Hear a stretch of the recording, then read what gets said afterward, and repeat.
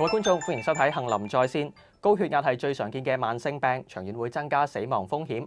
香港大學最新嘅研究發現，唔少廿幾歲嘅後生仔經已有血壓過高，更加發現血壓高低同快樂指數都有關係。和諧家庭可能會幫到降血壓喎。今集我哋請嚟香港大學社會醫學系主任梁卓偉教授同大家講解。Gabriel你好，你好喎。Gabriel，其實你哋嗰個做緊嗰個愛家人計劃，其實早前就公布咗關於一啲高血壓嘅數據啦。其實喺全港市民度抽樣量下血壓，個研究係點做嘅咧？個研究其實咧係我哋同馬會慈善基金一齊去做一個合作。咁啊，5年幾前已經開始，我哋係抽樣係全港1%嘅家庭都有份嘅。咁啊，差唔多2萬幾個家庭，咁裏邊咧有差唔多4萬幾5萬個人嘅。咁呢個係我哋覺得係一個追蹤研究嚟講咧，喺香港應該係歷來係最大嘅一個研究嚟㗎啦。但係其實咧，高血壓咁常見咧，有啲人天生都會血壓高啲，其實都冇即時風險。其實點解高血壓都值得關注咧？其實高血壓如果你睇翻咧，係香港10大死因之中咧，有4個大型嘅死因，超過25%咧，都係同高血壓有直接或者係間接嘅關係。如果你話高血壓嚟講，如果我哋唔去控制得好咧，對於心血管嘅病啊、中風啊、腎病啊，甚至乎係一啲腦退化症咧，都係有直接嘅關係嘅。其實今次嘅研究發現咧，有幾多人有高血壓？佢哋又知唔知自己有病嘅咧？今次我哋研究睇得到咧，有31.6%，即係差唔多咧係有1/3 20歲或以上嘅香港人都有呢個高血壓嘅。咁而我哋最緊要睇得到嘅咧，就係話喺就算有1/3人佢自己量度係有高血壓咧，其實真真正正知道佢有呢一個高血壓，即使話有被確診嘅咧，差唔多係一半都唔夠。咁而知道咗確診咗之後咧，又有接受適切嘅治療，譬如係有用藥嘅咧，裏邊亦都係得6-7成。而再喺裏邊得到個血壓係受控嘅咧，更加少。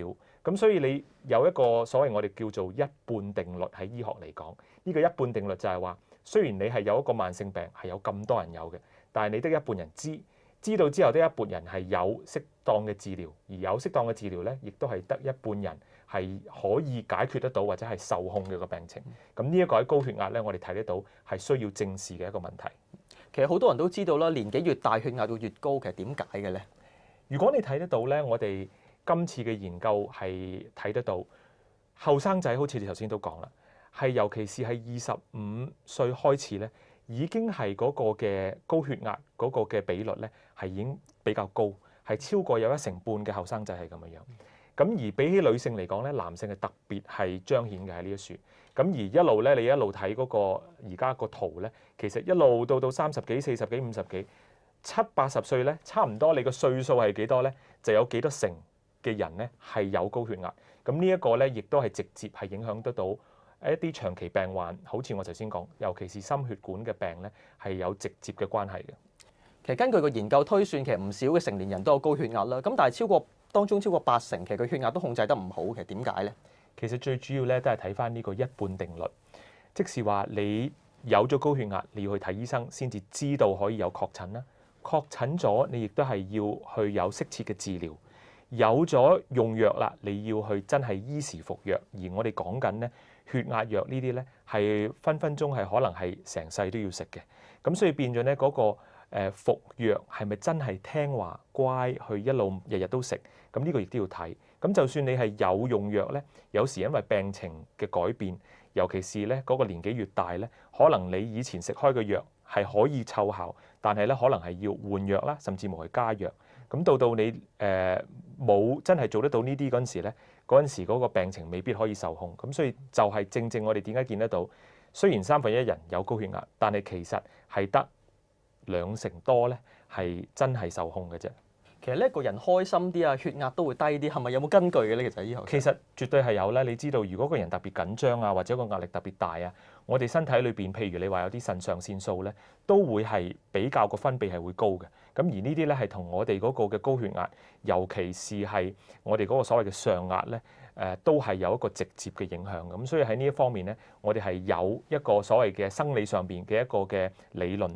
咁希望咧，我哋可以有唔同嘅方法，尤其是係幫家庭做好個支援，同埋幫個人自己做好嗰個嘅心理嘅輔導咧，係可以幫佢哋去控制呢啲慢病嘅病情。不如最後都提一提市民啦，如果要控制高血壓，其實喺生活上有啲咩最重要嘅咧？係咪要食得清淡啲啊？唔可以太鹹，同埋做多啲運動咧？我哋其實咧有一個叫做 DASH diet，DASH 即係趕快去點樣去控制呢個高血壓咧。咁啊，中文就有人譯咗就叫做德舒嘅食譜。咁裏邊其實無他嘅，其實我相信一般市民都會好清楚。第一就係話要係食多啲蔬菜水果，少食紅肉啦。我哋要多啲係全穀類嘅食品啦。如果係一啲嘅乳類產品咧，就係用一啲脫脂或者係低脂嘅啦。咁當然你話零食啊，或者係一啲快餐咧，就盡量係少吃啦。咁當然香港人嗰個生活模式咧係咁緊湊，同埋咧其實好多時咧都未必係可以係定時係飲食嘅。咁呢一方面我哋除咗要注意之外咧，亦都要明白。咁我知道咧，其實喺我哋醫護界咧都有好多有心人嘅，尤其是係對腎科佢哋一個團隊裏邊咧係做咗好多功夫，亦都咧喺網上咧係有一啲嘅食譜咧係可以介紹俾市民去睇嘅。所以無論咩年紀都要定期量下血壓，唔好忽略呢種慢性病啊！今日好多謝 Gabriel 咁詳細嘅講解。今集時間又到啦，下集時間再見，拜拜。